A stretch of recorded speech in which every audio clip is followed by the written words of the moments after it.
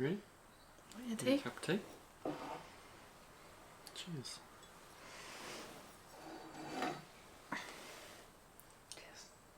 Ting. Ting ting.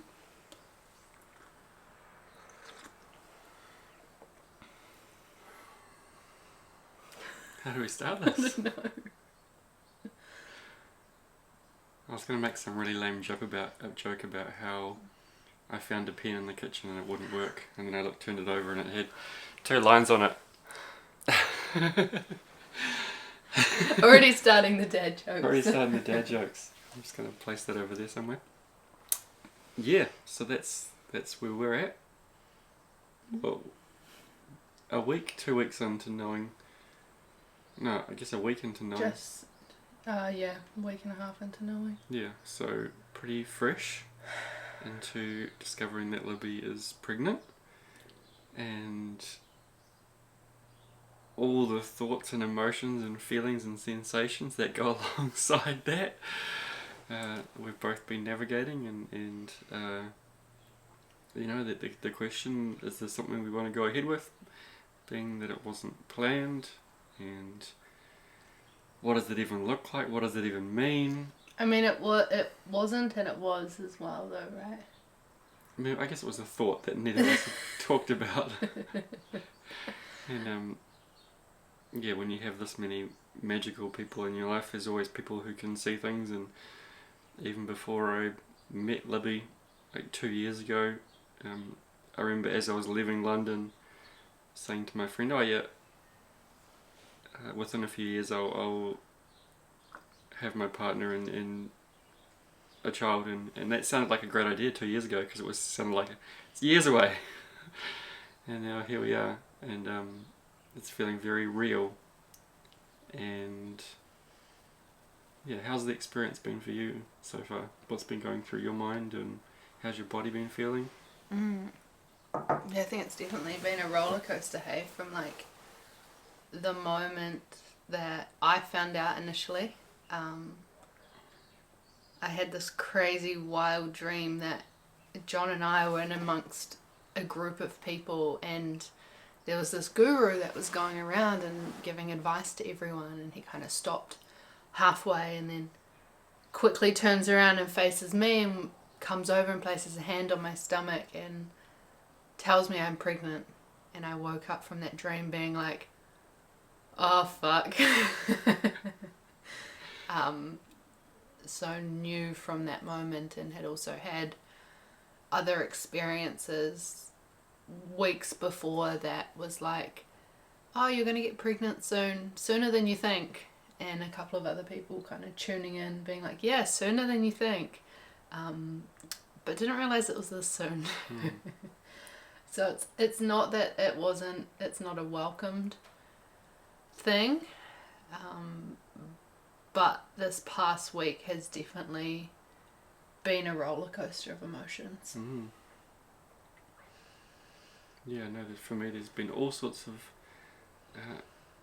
old stories and questions and understanding, yeah, where I fit within all this system, and what that looks like. And What do you mean within the system? I don't know, I guess because the last time that I suspected that my partner was pregnant, I was like 18. And back then it's kind of like, oh yeah, well, I guess it's kind of seen as more like, uh-oh, and it's kind of, less likely that you'll keep it. But then now I'm 37, and there's a whole lot of different questions to observe and whatnot, and thoughts, I guess, and yeah, so just been navigating that and understanding that. I know, I guess, my own personal journey with relationships, and I guess both of us have had parents that have split up, right? So there's always been that nagging thought in the back of my head, like, is this, whoever I'm with, there's always that question: is this the one? Is this the one I should be with? And Is this the forever person? is this the forever person? And yeah, all those sorts of questions, but then realising that, Libby and I grew up to be pretty epic human beings regardless of whether our parents stayed together, so that's probably not something so much to worry about, which was a nice thing to think about. And then, yeah, I guess, kind of the social norm is you don't kind of talk about this sort of thing with anyone until, this is the end of first trimester. So still like months away yet. But 2 months. Yeah, but it just seemed to make a lot more sense for us each to have a few people to talk to kind of, so we can kind of relax our nervous systems a little bit and not feel like we have to do it all ourselves, and share it with people who are have been through the process of having children. And at the end of the day, the most common thing that I heard people say was, "I never regret it." So yeah, reassuring. Yeah, it's reassuring, and yeah. And I remember years ago, very often times people have said, it's like, "Oh, I've always asked, oh, when's the best time to have kids?" And they usually say, whenever it happens, and you just kind of have to surrender to that. Surrender to it, because Libby and I are still building our businesses, and are currently both house sitting, and so yeah, not what you'd normally call us, I guess, like a regular foundation for bringing your child into the world, but also what's regular, right? Yeah, but I think that's really, we've really had to look at all of those. Yeah, and that's beliefs. Been our lives, and in this whole healing journey is looking at what's actually true versus what we're taught is true. And so we're well and truly used to having to decondition ourselves from the mainstream mentalities of things. But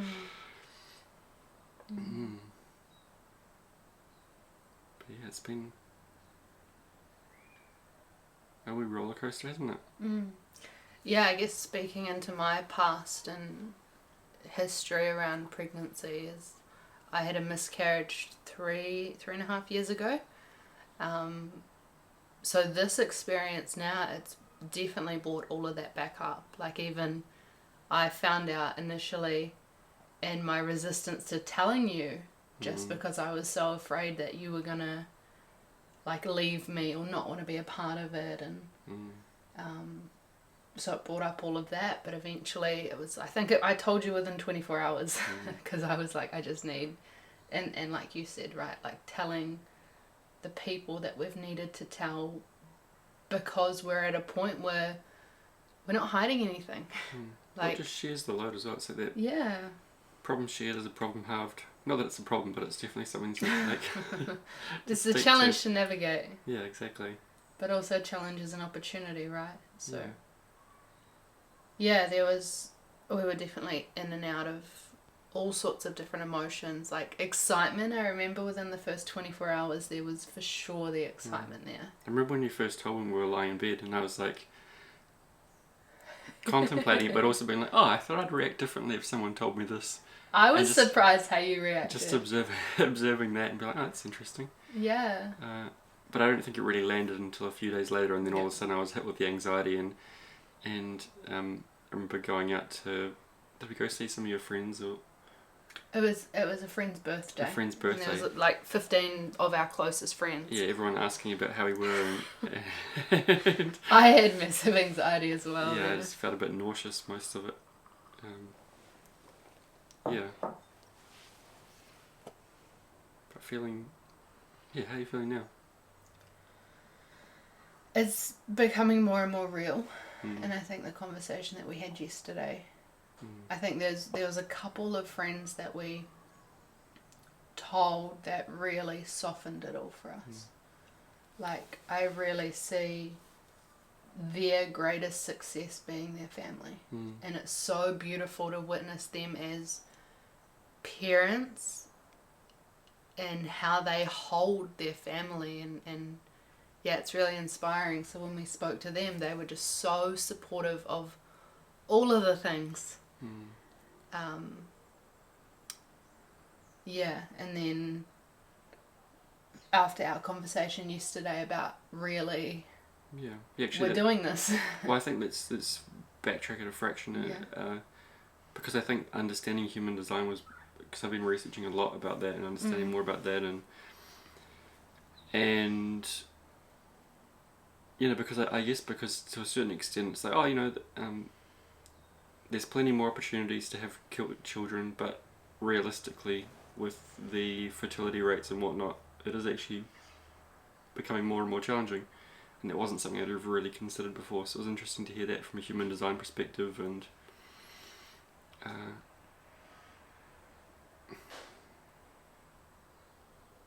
I guess that shifted my perspective a little bit from this is super easy for it to happen. It just happened to be super easy for it to happen to us. And also the way in which we've navigated it in terms of our communication as well. Then of course Libby being a generator, she's able to respond to the situation, which means that, obviously she's pregnant, so she can respond to that.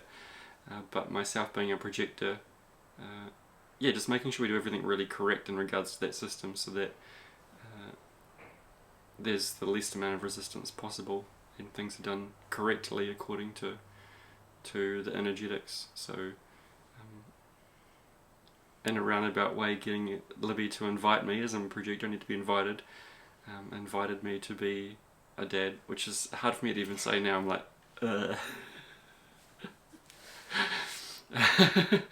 It's interesting. I think the most fascinating thing about it all is it brings up how selfish you are. Not you are, I am. Or we are, maybe I'm speaking for myself, but but I like to have all this peace and quiet, and I want to travel the world and do my own thing, and I want this and I want that. Yeah. And now I can't have it. But you can though. Yeah, well, yeah. It's just going to be different. Yeah, to a certain extent you can, it's just different, right? But it's just funny how I didn't realise how selfish I was until you're put in the predicament where there's something else which is potentially more important than yourself. I feel like that's quite humbling. Yeah. It's like, sit back down, John. Yeah, exactly. Yeah, you're not It's not all about you. Not all about you anymore. Yeah. So having to be with that has been interesting. But I think, what I just said about it's not all about you. I mean, it still is, right? In a way that what is it that you desire? Is it that you desire a life filled of happiness and joy and love? And you can be selfish in that. But no matter what comes in your life, you can still choose that path. So if there's a child in this life, you can still choose to be incredibly selfish and that child not experience your love, or you can choose to share that love, and it's like an opportunity to be able to share more and receive more. Yeah, I feel like you've got a very rose-tinted perspective on the experience. I am totally aware there's going to be challenges. Yeah, I feel like it could be quite humbling for you as well to experience that.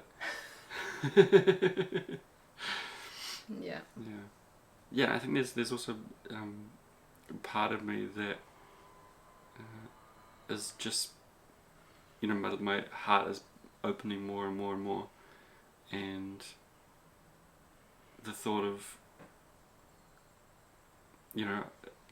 losing you is scary, but the thought of losing something like our child is really terrifying. But I think I've been, I had a client a few days ago, and we were talking about that, about how if you don't allow yourself to feel those things and be with those things, then you're cutting yourself off to something really beautiful as well. So that's been an interesting thing to navigate myself personally on this level. And I think this is where, for us in this relationship right now, as we're navigating this, the importance of space, so that we can be in our own process, because we're processing it differently. I've had this full anxiety where I've disassociated and just scrolled my phone for hours, not wanting to think about it. and then there's John's way of processing it, and it's all just a process. But the importance of coming back and reflecting, and then coming back together and speaking about it from a place of like embodied wisdom. Well, it's just and regulating ourselves as opposed to trying to regulate each other all the time. It's not, the irony is not lost on me that my way of soothing at the moment is I've been trying to learn to paint, and I've been painting a phoenix, and the phoenix is all about rebirthing and everything burning to the ground to create the new. And so yeah, I started that about 2 days before Libby told me, so the irony is not lost on me there at all. Yeah. And like by the time that you guys get to watch this and listen to this, like this will be public knowledge, so we're starting to record this just pretty early so that you can all witness the journey it's been, because it's not all rainbows and unicorns. Well, it's just no one really talks about it either. Yeah, absolutely. Everyone's, a lot of people that are talking about it is because they're super excited, or they're not talking about it because they're freaking out, and we're kind of riding the cusp of both of those things. That's the part there in terms of the not talking about it when you're freaking out, that's when people need the most support, right? And there has been moments where we've been like, what the fuck do we do? Like, I haven't felt this level of anxiety in a long time. No, neither. And the fact that we've had incredible people around us to talk to. We were not going to tell anyone, and then probably like less than a week after us finding out and speaking about it, we're like, okay, like we've just got to talk to just a couple of very close people who we know can keep it quite confidential. Yeah. And even like the speaking about the journey, like John asked me before, which I didn't quite get to answering, but it was like, how are you feeling? And if I come to the physical sensations in my body, like there's a lot that's beginning to change. Like feeling all sorts of different things in my womb, and like my boobs as well, they're starting to change, and different, like the fascia on different sides of my body, like I can feel some big changes that are happening in my body. And there's, as much as there is acceptance of that, there's still kind of like the, oh fuck, this is real, and it's like a fear of my body changing, because I put so much effort and attention into my health and my fitness over the past 6 months, over a year, and now I'm like, oh, and now it's all going to change. I'm going to grow a belly, and yes, there's excitement in that. I get to be the holder of this child as it grows, but also there's and this is where I get selfish, right, of like, but my body, what? No. Yeah. And that's where I have to just fully surrender and be like, well, I get to, I can change my body, and I can take back control of that in some other times, but now I just have to let go. And so I feel like that's another thing that women, or even partners, don't talk about. Like I've said to John about my fear of gaining weight, or I've never really had acne as well, and this is something I haven't spoken to you about, but like the fear of getting acne through the hormones in this pregnancy, because it's never been a thing, and I've always said to myself, oh, if there's going to be a time, it's going to be when I'm pregnant. Yeah, right. So like all of these different things that I'm like afraid of happening, but also just knowing that it's so much bigger than that. It's also only a brief blip in your life as well, right? Only little snippet. Then you'll have other things to worry about, like pooey nappies and all that. Carry on. Yeah. You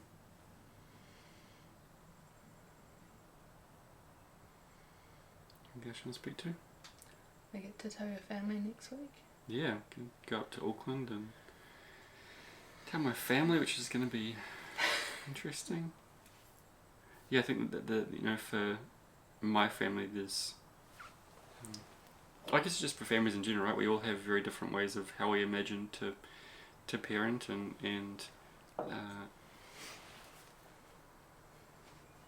yeah, what they'll look like, and I guess I'm just putting the horse away before, or the cart way before the horse, worrying about it, and just allow it to be what it needs to be for now. And I'm sure they're going to be very, very excited. My sister was already asking me last time I saw her. That was at like Christmas. That was at Christmas. We've only been together. That's the other thing. We've only been together for a year, so. Year and a half, yeah. Year and a half. So it's still, according to social constructs, it's quite early on, but yeah, I mean, we seem pretty happy together, eh? But I mean, from very early stages in our relationship, you were being called my husband, so yeah, true. Time is irrelevant, right? Like, I mean, and that's what all of this is brought up. It's like there's no more. This is one of the realest experiences that I've had to confront. Of like, oh my God, it's not just us anymore. Like, the 2.5 years that I've been building a business, and it's not that it's going to fade, because I still see it as my heart and soul's work, but there's a few other priorities in the mix. Yeah, it's going to be a big shuffle up. But that's good though. I think it'll be a good way of coming down back to that phoenix analogy, just setting a light to anything that's kind of getting in the way of us, and refocusing and prioritizing, because it's easy to hide away when it's just the two of us doing our thing. What do you think are like solutions or tools for anyone else that is out there that is experiencing or has experienced, that we can bring some light and wisdom to what they've experienced or are experiencing? What are some tools that have helped you navigate this past week? I mean, I'm still very early on. I feel like I'm still deep in the trenches. Well, speaking to your future self. Yeah. Well, I mean, what I've been using, I guess, is what I can look at, which is a little bit of journaling, spending time. There's a park nearby, so going and spending time in the bush and time in nature, and yeah, painting has been really supportive. My daily breathwork practice, resting, because I feel like it's taken a lot of my energy. I've been not sleeping super well some nights, and I'm not sure it's even because my mind is going crazy. I think it's just because maybe there's like a physical level of my body adjusting to what my mind has processed. So yeah, I think those are probably the key ones. Drinking lots of water, yeah, and just reminding to keep moving my body as well. And letting yourself be in the process. Yeah. Not trying to like rush through it or get out of it. Yeah, exactly. And Libby and I are both emotional types according to human design, so not acting from that state of feeling emotional, just allowing those emotions to be there, and that's how we had to make this decision, right? We couldn't, I'm a 1-3, so it's all about finding all the information, and that's why talking to people was so good, because I got so many different perspectives, and then just allowing myself to kind of let that all sink in, riding those emotional waves, and then being able to make a decision from that place. Yeah. And like, for me, it's not letting my process project onto you. So whether there are fears, like, yes, it's amazing to be held and seen and supported, but I need to be so clear so that you don't take it on as your problem. Whereas if I'm just, like, there's been times where I've just been feeling the emotions and you'll just come and hold me. Like, knowing that you don't have to solve anything or fix anything, because this is my process. And then when you're in your process, really, it's like detaching my energy to know that it's not my fault or that anything's wrong, it's just that you're in your process. And I think that's space one, like just giving each other space. I mean, yeah, we're currently house sitting in 2 different houses at the moment. It has been quite beneficial. It's kind of I mean, there's also times at night where I'm just like, oh, I just want him. But your body's also like 1,000,000 degrees at the moment, so it's really hard to sleep with you as a little pressure cooker. Yeah. Yeah, boiling away there, cooking away there. So yeah, it's been an adventure of a week, that's for sure. But yeah, I'm excited to...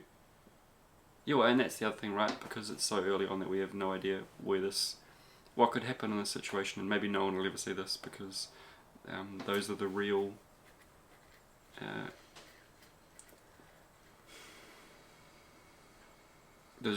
factors of childbirth. Was that first trimester? Very vulnerable. Yeah, but equally seems important just to kind of allow ourselves, even if it's a way for us to kind of have these conversations in a force, process these conversations, and just happen to have a camera in the background to observe some of it. But yeah, excited to see. Yeah, I did a meditation a few days ago, and for the longest time, well, from the start, I always assumed it was going to be a boy, a girl, and then did a guided meditation. And in the meditation, this random child appeared in my hands, and it was a boy, and I was like, oh, that can't be right. So what was did you have resistance to that, and why? I think so, because boys are just chaos and girls are a bit more chill, and sometimes when I look at your face I can imagine your eyes with a girl and how beautiful that would be. But yeah, we're going to have a boy, but that's the impression we get anyway, hey? Let's go through round 1 first, and then maybe we can have round 2. Yeah. Yeah, it's yeah, let's get through round 1 first. That's exciting. Kind of, sometimes. Yeah, I mean, it's funny because, I mean, and as a lot of you that know me well probably have picked up on this, I've got a very maternal energy. And so many people have always said to me, oh, you're going to be such a great mom, da da da da. And I'm like, yeah, like one day when it's supposed to be. And I've always felt like it was a big part of my purpose. And like initiation, I guess, as a woman. You literally called your brand the rebirth, so... But now that it's happening for me, I'm like, okay, like didn't realise, yes, you can go and say that you're excited about all of these things, but when it's really happening for you, it can be a totally different experience. And I think you're a doula, right? So you're trained in the ways of birthing and whatnot, but yeah, even to... When it's my own? Yeah, exactly. To know it from reading in books and studying it is very different to... Working and supporting other women and like all external, right? And now it's like me, but I also feel like that's where I'm going to gain my deepest, most profound embodied wisdom. Yeah, it's where it becomes wisdom instead of just knowledge. Exciting. Exciting. You're going to be an amazing dad. You'll be an amazing mum. See you in 8 months. Should we do some more house sits apart from each other for a little bit longer? No. Maybe in the second trimester when I've got a bit more energy. Yeah. Do you have anything you want to say to this future child? Anything I want to say to this future child? You'll be right, mate. You are such your dad's son. I think it's just my way of dealing with it. I'm still a bit, still riding the waves of it, right? And even just to be referred to as a dad. One of our friends was saying that. She's like, oh, you're going to be a dad. You're going to be a great dad. And I'm just like... Don't call me that. Yeah, stop calling me that.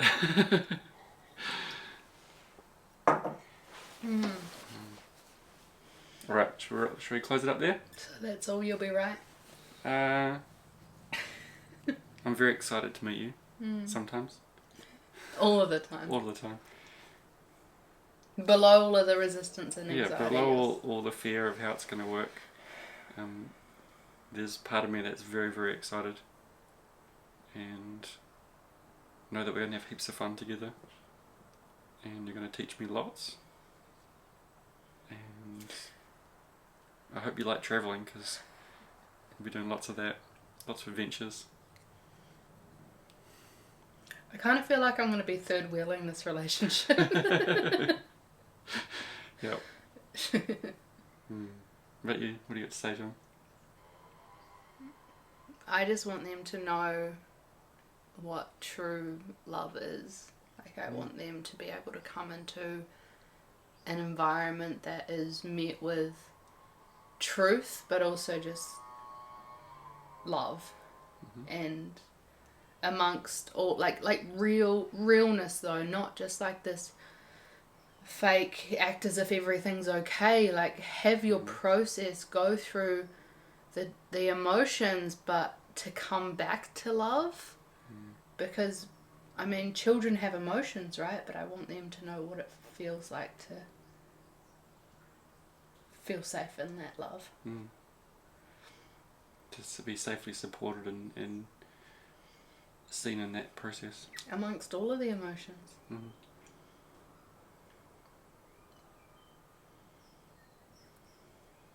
Cool. Alright, we'll see you next time.